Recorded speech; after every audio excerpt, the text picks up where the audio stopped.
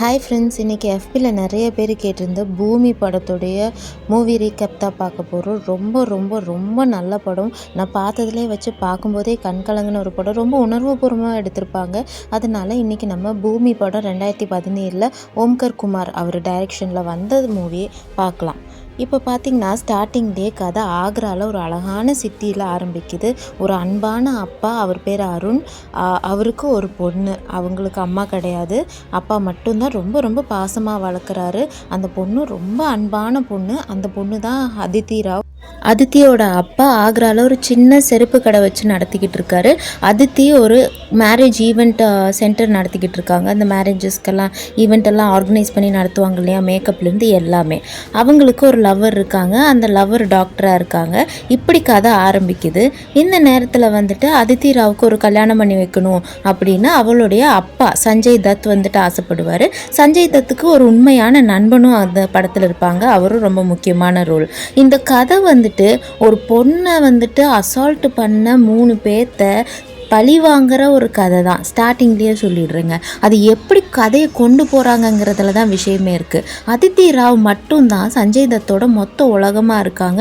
அந்த பொண்ணு அப்பா மேலே பயங்கர பாசமாக இருக்குது. 2 பேரும் பயங்கரமான ஃப்ரெண்ட்ஸாக இருக்காங்க.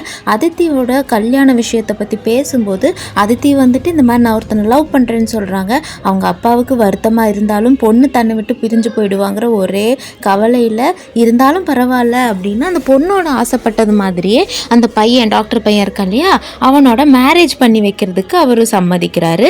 ஒரு வழியாக எல்லாம் மேரேஜ் எல்லாம் நடந்ததுக்காக ஒத்திகையெல்லாம் பார்க்குறாங்க. அதித்தி மேலே அந்த பையனுக்கும் பயங்கரமான லவ் இருக்குது.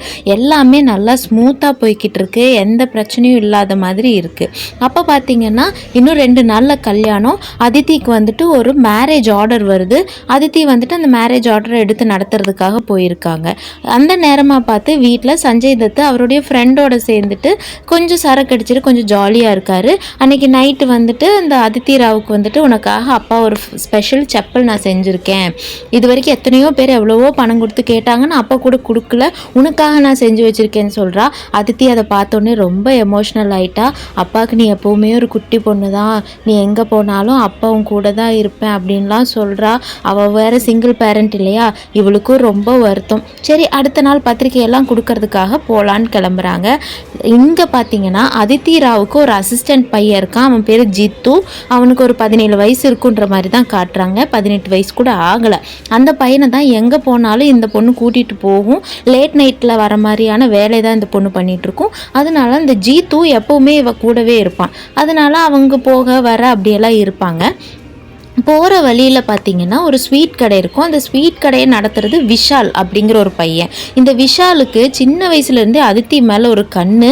விஷாலுடைய அம்மாவும் அதித்தி ராவோட அப்பாவும் தெரிஞ்சவங்க தான். அதனால அதித்தி ராவோட கல்யாண பத்திரிக்கையை கொடுக்கறதுக்காக ஸ்வீட் கடைக்கு வராங்க. அதித்தி ராவை இவன் மேலே எங்கேயும் பார்த்துக்கிட்டே இருக்கான். அப்போ கல்யாண பத்திரிக்கையை வாங்கின உடனே ஜீத்துவும் வந்து இவனை கலாய்க்கிறான். இந்த மாதிரி அதித்தி அக்கா அவங்களெல்லாம் கல்யாணம் பண்ணிக்க மாட்டாங்க, வேற ஒருத்தங்க சூப்பரான மாப்பிள்ளை கிடச்சிட்டாங்க அப்படி இப்படின்னு. இவனும் கலாய்க்காத போடான்னு சொல்லி மிரட்டி விட்டுறான். அடுத்தது பார்த்திங்கன்னா இந்த விஷால் நேராக சொந்தக்கார ரவுடி ஒருத்தங்கிட்ட போகிறான். அவன்கிட்ட எல்லாத்தையும் சொன்னதுக்கப்புறம் அவன் நீ அனுபவிச்சதுக்கு அப்புறம் தான் அந்த பொண்ணை மற்றவன் தொடணும் அப்படின்னு சொல்லிடுறான். அவன் பயந்தாலும் சரி ஓகேன்னு இவனு அக்செப்ட் பண்ணிக்கிறான். விஷால் வந்துட்டு நேராக அதித்தி ராவ்கிட்ட போயிட்டு வா நம்ம 2 பேரும் வெளியே போகலாம் அப்படின்னு சொல்கிறாங்க. அதித்தியோட பேர் தான் இதில் பூமி. நான் அவனை ரொம்ப லவ் பண்ணுறேன் அப்படி இப்படின்னு நிறையா கதை சொல்கிறான். அதித்தி வந்துட்டு எனக்கு இன்னும் 2 நாளில் கல்யாணம், எந்த தைரியத்தில் பேசுகிற, உன்னை ஃப்ரெண்டாக நினச்சதே தப்பு, உங்கள் அம்மாட்ட சொல்கிறதுக்குள்ளே ஓடிடு அப்படின்னு சொல்லிட்டு மிரட்டி அனுப்பி விட்டுறாங்க. இவனுக்கு அறை வாங்கினதுக்கப்புறம் ரொம்பவுமே அவமானமாயிடுச்சு. அந்த பையன் சொன்ன மாதிரியே இவளை எப்படியாவது ஒரு நாள் அனுபவிச்சுட்டு அதுக்கப்புறம் இவளை தூக்கி போட்டுடணும் அப்படின்னு அவன் நினைக்கிறான். இப்போ பார்த்தீங்கன்னா அதித்திக்கு கல்யாணத்துக்கு முன்னத்த நாள் நைட்டு வந்துட்டு ஒரு வெட்டிங் ஆஃபர் வருது. அவளும் கமிட் பண்ணதுனால அது கண்டிப்பாக பண்ணி கொடுக்கணும்னு நினைக்கிறா. அவளும் ஒர்க்கெல்லாம் சீக்கிரத்துலேயே எவ்வளோ முடியுமோ அவ்வளோ நேரத்தில் முடிச்சுட்டு அவளும் அங்கேருந்து கிளம்பணும்னு ட்ரை பண்ணிக்கிட்டு இருக்கா. அந்த நேரத்தில் அவளோட பாய் ஃப்ரெண்ட், அதாவது நாளைக்கு கல்யாணம் பண்ணிக்க போனான் இல்லையா, அவன் வந்துட்டு கால் பண்ணுறான். கால் பண்ணிவிட்டு நான் அவனை பார்க்கணும் அப்படின்லாம் கேட்குறாங்க. இந்த மாதிரி நம்ம 2 நாளில் தான் கல்யாணம் பண்ணிக்க போகிறோமே அப்படின்னு சொல்கிறான். ஃபர்ஸ்ட் நைட் அப்போவாது பார்ப்பியான்னு கேட்கும்போது நமக்கு கொஞ்சம் நாளைக்கு ஃபர்ஸ்ட் நைட்லாம் கிடையாது, என்னை பொறுத்த வரைக்கும் அதுவே ஒரு ரேப்பு தான் அப்படின்ற மாதிரி சொல்கிறா. அதுக்கப்புறம் பார்த்திங்கன்னா இந்த ஜித்துவோட அவள் வீட்டுக்கு போயிட்டுருக்கா. ரொம்ப டயர்டாக இருக்குன்னுலாம் சொல்கிறா. பாதி வழியில் இந்த ஜித்து எனக்கு ரெஸ்ட் ரூம் போகணுன்னு சொல்லிட்டு வண்டியை நிறுத்திட்டு அவன் இறங்கி ரெஸ்ட் ரூம் போயிட்டுருக்கான். அந்த நேரம் திரும்பி வந்து பார்க்கும்போது அதித்தி ராவ் அந்த இடத்துல இருக்க மாட்டாங்க. அதித்தியை இவன் 2 நிமிஷம் தேடி பார்த்துட்டு அங்கேருந்து கிளம்பிடுவான்.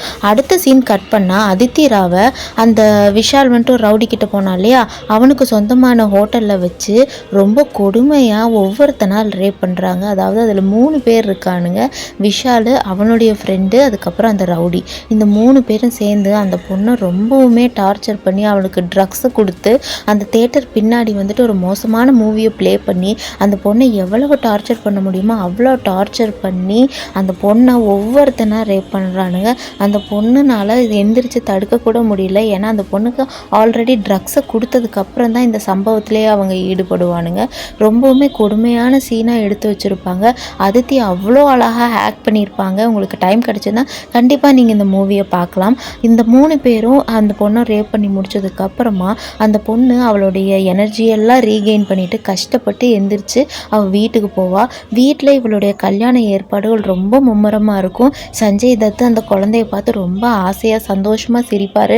நாளைக்கு அவருடைய குழந்தைக்கு கல்யாணம் அப்படின்னு நினைக்கும் போது அந்த பொண்ணு அமைதியாக போயிட்டு அவளுக்கு ஏற்பட்ட அசிங்கத்தெல்லாம் நினச்சி எவ்வளவோ சிரமப்பட்டு குளிச்சுட்டு வந்து உட்கார்ந்துருக்கும் போது அவளுடைய நெய்பர் அவங்கக்கிட்ட வந்துட்டு விஷயத்த சொல்கிறா. அவங்க வந்துட்டு யாருக்கும் எதுவும் தெரியாது, நாளைக்கு கல்யாணம், அமைதியாரு, யார்கிட்டையும் எதுவும் பேசிக்க வேண்டாம், தயவு செஞ்சு அமைதியாரு, உங்கள் அப்பா உனக்கு ரொம்ப கஷ்டப்பட்டு இந்த கல்யாண ஏற்பாடெல்லாம் பண்ணுறாரு, இது நீ சொன்னீன்னா எல்லாமே மாறி போயிடும், அதனால் தயவு செஞ்சு சொல்லாத அப்படின்னு அந்த லேடி வந்துட்டு இந்த பொண்ணுக்கு நிறைய அட்வைஸ் பண்ணுறாங்க. இப்போ கல்யாணத்துக்கு மாப்பிள்ளையெல்லாம் ஊர்வலத்தில் வந்துக்கிட்டு இருக்காங்க. ஆனால் அதித்திக்கு அந்த ட்ராமாலேருந்து வெளியவே வர முடியல. அதித்தி எல்லா உண்மையுமே அந்த பையன்கிட்ட சொல்லிடுறான், நேர்மையாக இருக்கணும் அப்படிங்கிறக்காக. அவன் சும்மா இல்லாமல் அவனுடைய வீட்டில் சொன்ன உடனே அவங்க அம்மா இப்படிப்பட்ட பொண்ணு நமக்கு வேண்டான்னு சொல்லிட்டு அப்போவே அவன் கையை பிடிச்சி இழுத்துட்டு போயிடுவான். சஞ்சய் தத்துக்கு என்ன நடக்குதுன்னே தெரியாது. எல்லா உண்மையும் தெரிஞ்சதுக்கப்புறம் சரி நம்ம போலீஸில் கம்ப்ளைண்ட் பண்ணிடலான்னு பூமியை வீட்டில் விட்டுட்டு போலீஸ் ஸ்டேஷனுக்கு போயிட்டு கம்ப்ளைண்ட் பண்ணலான்னு போவாங்க, அவனுடைய உண்மையான ஃப்ரெண்டு கூட. அப்போ இவங்க 2 பேரும் ரொம்ப சின்சியராக சொல்லிட்டு இருக்காங்க. ஆனால் போலீஸ் ஸ்டேஷனில் எல்லாரும் டிவி பார்த்துட்டு இருந்ததை பார்த்து இவர் கோவம் வந்து ஒரு அப்பனா என்ன பண்ணுறதுன்னு தெரியாமல் அந்த டிவி எடுத்து போட்டு உடச்சிட்றாரு. போலீஸ்கிட்ட அவருடைய ஃப்ரெண்டும் இந்த மாதிரி பண்ணுறீங்களா, உங்களுக்கு அநியாயமாக இல்லையானெல்லாம் கேட்டதுக்கு அப்புறமா அவனுங்களுக்கு புரிஞ்சு விசாரிக்கிறதுக்காக பூமியோட வீட்டுக்கே வராங்க. பூமியோட வீட்டுக்கு வந்து பார்க்கும்போது பூமி அந்த இடத்துல இருக்க மாட்டா. என்னையா விளையாடுறீங்களா அப்படி இப்படின்னு கேட்டுட்டு ஒவ்வொரு இடமா தேடுவாங்க. ஒரு கிணத்துக்கிட்ட கூட போய் தேடுவாங்க. சஞ்சய் தத்துக்கு ரொம்ப பதட்டமாக இருக்கும். அந்த சீனை செம்மையாக எடுத்திருப்பாங்க, தயவு செஞ்சு பாருங்கள். சஞ்சய் தத் அந்த குழந்தையோட ஷூ இவர் செஞ்சுருப்பார் இல்லையா, அந்த ஷூவை கையில் எடுத்து வச்சுக்கிட்டு ரொம்ப ஃபீல் பண்ணி அழுதுட்டுருப்பாரு. அவருடைய பொண்ணுக்கு என்னாச்சோன்னு எல்லா இடத்துலையும் சர்ச் பண்ணிக்கிட்டு இருப்பாங்க. கட் பண்ணால் அந்த பொண்ணை ரேப் பண்ணானுங்க இல்லையா, அந்த 3 பேரும் ஒரு காரில் கடத்தி ஒரு காட்டு பகுதிக்கு கூட்டிகிட்டு போய் அந்த பொண்ணுக்கிட்ட மறுபடியும் தப்பானதுக்கு முயற்சி செய்வாங்க. அந்த பொண்ணு நொந்து போய் கஷ்டப்பட்டு அவனுக்கிட்டேருந்து தப்பிச்சு போக ட்ரை பண்ணும். அப்போ அந்த ரவுடி இருக்கான் இல்லையா, அவன் வந்துட்டு நேற்று நாங்கள் கொஞ்சம் பாதியோடு முடிச்சுட்டோம், மறுபடியும் ஆரம்பிக்கணும் அந்த மாதிரிலாம் சொன்ன உடனே அவள் ரொம்ப பயந்துடுவா. அவளுக்கு என்ன பண்ணுறதுனே தெரியாமல் இங்கேயும் அங்கேயும் ஓடி கடைசியில் ஒரு டேமுக்கிட்ட போய் நிற்பா. டேமில் அவள் முடியை பிடிச்சி இழுத்துட்டு அந்த முடியை கட் பண்ணி அவள் உள்ளே விழுகிற மாதிரி அவனுங்க பண்ணியிருப்பானுங்க. சஞ்சய் தத் அந்த பொண்ணை எங்கெங்கேயோ தேடுவாப்பில், ஆனால் அவருக்கு கிடைக்கவே மாட்டாங்க. பொண்ணை அங்கே எங்கேயும் தேடி பார்த்துட்டு பொண்ணு இறந்துட்டாலோன்னு நினச்சிட்டு இருக்கும்போது அந்த பொண்ணு லக்கிலி அந்த டேம்லேருந்து உயிர் பிழைச்சிருப்பா. உயிர் பிழைச்சதுக்கு அப்புறமா சஞ்சய் தத் அந்த பொண்ணை ஹாஸ்பிட்டல் கூட்டிகிட்டு போய் சேர்த்துருவாங்க. அந்த பொண்ணுக்கு நடந்த ட்ராமாவில் அவங்க அப்பாவை பார்த்து கூட ரொம்ப பயப்படுவா. அதில் ரொம்ப வேதனையோடு அந்த சஞ்சய் தத் கடந்து வருவார். அப்புறம் பார்த்தீங்கன்னா அந்த கேஸ் இருக்கு இல்லையா, அது கோர்ட்டுக்கு போயிடும். கோர்ட்டில் வந்துட்டு ஹியரிங் வருது. அவங்க எல்லாருமே ரொம்ப பணக்கார வீட்டு பசங்கன்றதுனால ஒரு பெரிய வக்கீலை வச்சு வாதாடுவாங்க. அதுவும் ஒரு லேடி வக்கீல். அந்த லேடி வக்கீல் தன்னால் எவ்வளோ முடியுமோ அவ்வளோ தூரம் அந்த பொண்ணை வந்துட்டு ரொம்ப ரொம்ப அசிங்கமாக பேசுவாங்க. அந்த கோர்ட் சீன் ட்ராமா வந்துட்டு அந்த மாதிரி எடுத்திருப்பாங்க. நீங்கள் பாருங்கள், அந்த ட்ராமாவில் வந்துட்டு எங்கே தொட்டான், யார் ஃபஸ்ட்டு, யார் செகண்டு, யாரெல்லாம் வந்துட்டு எவ்வளோ நேரம் ஒன்று ரேப் பண்ணாங்க, அந்த மாதிரி ரொம்ப கொச்சையாக கேட்பாங்க. அந்த பொண்ணுக்கு பேசுகிறதுக்கு வார்த்தையே இருக்காது. இவளுடைய சைடு லாயர் வந்துட்டு ரொம்ப உணர்வுபூர்வமாக வாதாடினாலும் அந்த லேடி வக்கீல் வந்துட்டு ரொம்ப பாயிண்ட்டாக பேசுவாங்க. ஒரு கட்டத்துக்கு மேலே சஞ்சய் தத்து எங்களை விட்டுருங்க, என் பொண்ணு கேரக்டர்லெஸ்ஸாகவே இருந்துட்டு போகுது, ரேப் பண்ண எல்லா பொண்ணுங்களுமே வந்துட்டு கேரக்டர்லெஸ் தான், அட்லீஸ்ட் என் பொண்ணு உயிரோடு இருக்காங்கிற நிம்மதி எனக்கு போதும், உங்களெல்லாம் நம்பி வந்தது தப்பு தான் சொல்லிட்டு அமைதியாக அங்கேருந்து நகர்ந்து வரும்போது அந்த 3 பேர்த்த பார்த்து கையெடுத்து கும்பிட்டு நாங்கள் தப்பு தப்பான கேஸ் கொடுத்ததாகவே இருக்கட்டும், நீங்கள் நல்லா இருங்க அப்படின்ட்டு 2 பேரும் வந்துடுவாங்க. கொஞ்ச காலம் அவங்களுக்கு அந்த ட்ராமாலேருந்து வெளியே வரவே முடியாமல் 2 பேரும் ரொம்ப ரொம்ப சிரமப்படுவாங்க. சஞ்சய் தத் அழுகும் போதெல்லாம் இந்த பொண்ணு போய் பேசி சமாதானப்படுத்துவா. ஒரு கட்டத்தில் இவ ஏன்பா யாராவது ரேப் பண்ணிட்டா எங்களுக்கு வாழ்றதுக்கு அருகதையே இல்லையாங்கிற மாதிரியான எமோஷ்னல் டைலாக்ஸ் எல்லாம் ரொம்ப நல்லா இருக்கும். அடுத்த நாள் காலையில் அந்த பொண்ணு வீட்டை விட்டு வெளியே வருவா. வெளியே வரும்போது இந்த பொண்ணோடைய பேர் எழுதி இவள் நம்பர்லாம் எழுதிட்டு யாருக்காவது வேணும்னா இந்த நம்பருக்கு கால் பண்ணுங்கன்ற மாதிரி அசிங்கமாக செவத்தில் எழுதியிருப்பாங்க. அதை பார்த்து இந்த பொண்ணு ரொம்ப வேதனைப்படுவா. அண்ட் இவனுக்கு நிச்சயம் பண்ணியிருந்தாங்க இல்லையா, அவன் வந்துட்டு என்னை மன்னிச்சிரு, எனக்கு ரொம்ப கஷ்டமாக இருக்குன்றப்போ, உனக்கு மன உறுத்தல் வந்ததுக்கப்புறம் தான் உனக்கு என்னோடய நிலமை புரியுதுன்னா அப்படிப்பட்ட எனக்கு காதல் தேவையில்லை அப்படின்னு சொல்லிட்டு அந்த பொண்ணு தன்மானத்தோடு அமைதியாக வந்துடுவா. ஊரில் இருக்க எல்லாரும் இவ்வளோ தப்பாக பேசுவாங்க. அதுக்கப்புறம் வர சீன் வந்துட்டு ரொம்ப முக்கியமான சீன். இதில் பார்த்தீங்கன்னா சஞ்சய் தத் வந்துட்டு உட்காந்துட்டு இருப்பாரு. அப்போ அதித்தி ராவும் அங்கே இருக்காங்க. 4-5 பொண்ணுங்க வந்துட்டு இவங்க வீட்டுக்கு வராங்க. அதில் அந்த ஜீத்துவோட தங்கச்சியும் ஒரு பொண்ணு, அதாவது இவனை அக்கா அக்கான்னு கூப்பிட்டு இருந்தாலையா, அந்த பையனுடைய தங்கச்சியும் இருக்கா. அவன் வந்துட்டு இந்தாங்க என்னோட அண்ணனுடைய ஃபோன்னு சொல்லிட்டு இவகிட்ட ஒன்று கொடுக்குறா. அந்த ஃபோனில் அங்கே நடந்த எல்லாமே ரெக்கார்ட் ஆகிருக்கு.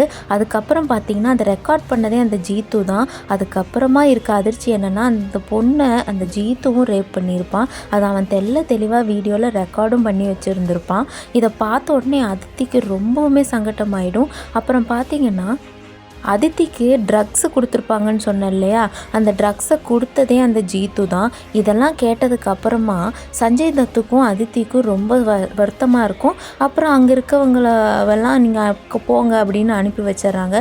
இதுக்கு மேலே பொறுமையாக இருக்க முடியாதுன்னு ஒவ்வொருத்தராக தேடி இவங்க பழி வாங்கணும்னு இறங்குறாங்க. அந்த சீனெல்லாம் ரொம்ப நல்லா எடுத்திருப்பாங்க. ஃபஸ்ட்டு எடுத்த உடனே ஜீத்து தான். ஜீத்து வந்துட்டு அக்கா என்னை விட்டுருங்கக்கா, நான் தெரியாமல் பண்ணிட்டேன்னு எல்லாம் எவ்வளவோ ப்ரிட்டன் பண்ணுவான். சரி அவனுக்கு இன்னும் 18 வயசு கூட ஆகலப்பா, அவனுக்கு 18 வயசு ஆகட்டும் அப்படின்னு அதித்தி சொல்லுவாங்க. அடுத்ததான் நேராக விஷால் கிட்ட போகிறானுங்க. விஷாலும் என்னென்னமோ சொல்லி கெஞ்சி பார்ப்பான், இருந்தாலும் அவன் விடமாட்டான். அவனையும் கொன்னுட்டு அதுக்கடுத்ததான் அந்த ரவுடி இருக்கான் இல்லையா, அந்த ரவுடி கிட்ட போவான். அந்த ரவுடியை 2 அடி அடித்த உடனே போலீஸ் வந்து சஞ்சய் தத்தை தான் அரெஸ்ட் பண்ணிட்டு போவாங்க. சஞ்சய் தத்து எவ்வளவோ சொல்லியும் அவங்க கேட்க மாட்டாங்க. சஞ்சய் தத்தை அவருடைய ஃப்ரெண்டு வந்துட்டு ஜாமீன்லேயும் எடுத்துடுறாரு. அடுத்த சீனில் பார்த்தீங்கன்னா அந்த விஷால் அந்த ரவுடி கிட்ட போயிட்டு, உன்னால தான் இவ்வளவும் ஆயிடுச்சு, நம்ம அன்னைக்கே அவளை கொண்டு இருந்திருக்கலாம், நீ தான் வந்துட்டு இந்தியாவில் பொண்ணுங்க இந்த மாதிரி விஷயத்தெல்லாம் வெளியே கூட சொல்ல மாட்டாங்கன்னு சொல்லிட்டு செஞ்ச அப்படின்லாம் சொல்கிறான். அடுத்ததாக அதித்தி ராவ் வந்துட்டு அந்த 3வது ஒருத்தர் ரேப் பண்ணான் இல்லையா, அவனை வந்துட்டு பார்க்குறாங்க. அங்கே ஒரு சண்டை வருது. அப்போ சஞ்சய் தத்தோட ஃப்ரெண்டு இருக்கார் இல்லையா, அவர் அதித்தியை காப்பாற்றணும்னு நினைக்கும் போது அவன் வந்துட்டு இவனை அடித்து போட்டு போயிடுறான். இப்போ சஞ்சய் தத்துக்கு இதுக்கு மேலே என்ன செய்கிறதுன்னு தெரியல. இதுக்கப்புறம் அவங்கள சும்மாவும் விடக்கூடாது, எல்லாத்தையுமே கொல்லணுங்கிறதுக்காக நேராக போயிட்டு அந்த 3வது ஒருத்தர் இருக்கான் இல்லையா, அவனை கொடூரமாக கொலை பண்ணுறாரு. கொலை பண்ணும்போது நமக்கு பாவம்னு கூட தோண மாட்டேங்குது, அவ்வளோ சாட்டிஸ்ஃபைங்கான சீனாக இருக்கும். அதுக்கப்புறமா பார்த்தீங்கன்னா சஞ்சய் தத்து இதுக்கப்புறம் இருக்கக்கூடிய அந்த பெரிய ரவுடி அவனை கொலை பண்ணணும். அதுக்கு முன்னாடி இங்கே ஜீத்து இருக்கான் இல்லையா, அவனுக்கு கரெக்டாக அன்றைக்கி 18 வயசு ஆகும். இன்றைக்கி அவனை கொலை பண்ணலான்னு அவனுக்கு பொம்பளை வேஷம் போட்டு ரோட்டில் ஓட விட்டு அதை வீடியோ எடுத்துட்டு அந்த வீடியோவை அந்த தியேட்டரில் ரீடெலிகாஸ்ட் பண்ணி அதை இவன் பார்க்கும்போதே அதை வந்துட்டு இவங்களும் ஃபோனில் ரெக்கார்ட் பண்ணி அவனை அந்த தியேட்டர்லேயே வச்சு கேக்கை வெட்டி அவனை கொலை பண்ணுறாங்க. அவன் செத்ததுக்கு அப்புறமா அவனோட அம்மா அவனோட தங்கச்சி எல்லாரும் வந்து பார்க்குறாங்க. பார்த்துட்டு இந்த மாதிரி இவன் அண்ணன் தான், ஆனால் இவனெல்லாம் அண்ணன் சொல்கிறதுக்கே எனக்கு அருவருப்பாக இருக்குது அப்படின்ட்டு அந்த பொண்ணு எல்லா உண்மையும் சொல்கிறா. ஆனால் கொலை பண்ணது அவங்களா இருக்குன்ற மாதிரியான எந்த தகவலும் சொல்ல மாட்டேங்கிறா. அடுத்ததாக இப்போ அந்த தாதாவை கொலை பண்ணணும். அந்த தாதாவை கொலை பண்ணுறதுக்கு ஒரு நல்ல போலீஸ் ஆஃபீஸர் வந்துட்டு சப்போர்ட் பண்ணுவார். அவருடைய சப்போர்ட்னால சஞ்சய் தத்தும் வந்துட்டு இந்த கடைசி கொலையில் வந்துட்டு இறங்கிடலாம் அப்படின்னு சொல்லிட்டு அவர் நினைக்கிறார்.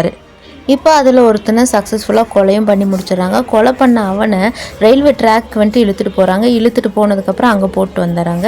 இப்போ விஷால் வந்துட்டு எனக்கு ரொம்ப பயமாக இருக்குது, தப்பிச்சு போகணுன்னு சொல்லிட்டு லக்னோ கிளம்பி போகிறான். போகிற வழியில் இருக்கக்கூடிய ஒரு பஸ்ஸை தடுத்து நிறுத்தி சஞ்சய் தத் அவனை அங்கேயே போட்டு தள்ளிடுவார். அவன் கீழே விழுகும்போது கரெக்டாக அந்த தாதா வந்துட்டு வெளியே நின்றுட்டுருப்பான். அவனுங்களெல்லாம் நீ ஈஸியாக கொண்ட மாதிரி என்ன கொல்ல முடியாதுன்னு அவன் ரொம்ப திமிராக பேசுவான். சஞ்சய் தத்துக்கும் அவனுக்கும் பெரிய சண்டை நடக்குது. அதித்தி ராவை வந்துட்டு இப்போ பொண்ணு பொண்ணை உன் கண்ணு முன்னாடி என்ன பண்ண பாரு அப்படின்னு சொல்கிறாங்க. ஒரு அப்பனால் எப்படிங்க பார்த்துட்டு இருக்க முடியும்? அவன் வயிற்றுலையே குத்தி இருந்தாலும் அதை எடுத்து போட்டு அவனை ஓட ஓட விரட்டி கொள்ளுவான். அந்த சீனு ரொம்ப காடஸாக சூப்பராக எடுத்திருப்பாங்க. கடைசியாக கொண்டு போய் அவனை அந்த கோயில் கிணத்துல போடுவாங்க. அதை பார்த்துட்டு அவங்க கழுத்தில் போட்டிருந்த துப்பட்டாவை தூக்கி போடுவாங்க. அந்த பொண்ணுடைய கேஸ் எல்லாத்துக்கும் தெரிஞ்சதுனால அங்கே இருக்கிற எல்லா லேடிஸும் அவங்களுடைய தோளில் போட்டிருந்த துப்பட்டா துணி எல்லாத்தையும் எடுத்து அதே குளத்துக்குள்ளே போடுவாங்க. குளத்துக்குள்ளே போட்ட உடனே இவனால் நீச்சல் கூட அடிக்க முடியாது. உள்ளுக்குள்ளாரே மூச்சு முட்டி செத்து போயிடுவான். அப்போ தான் அதித்தி ராவ் சொல்லுவாங்க, நீங்கள் பண்ண தப்புக்கு நாங்கள் ஏண்டா சாகணும், இந்த மாதிரி நீங்கள் ரேப் பண்ணதுக்கு நீங்கள் பழி அனுபவிச்சுட்டு போங்கன்னு சொல்லுவாங்க. இந்த படத்தில் பெஸ்ட்டுன்னு பார்த்தீங்கன்னா இந்த அப்பா மகளுக்கு இருக்கக்கூடிய ஒரு பாண்டிங்கும் அந்த கோர்ட் ரூம் ட்ராமாவும் தான். வீடியோ பிடிச்சிருந்தால் லைக் பண்ணி கமெண்ட் பண்ணி மறக்காமல் சப்ஸ்கிரைப் பண்ணுங்கள். வீடியோ பார்த்ததுக்கு ரொம்ப நன்றி.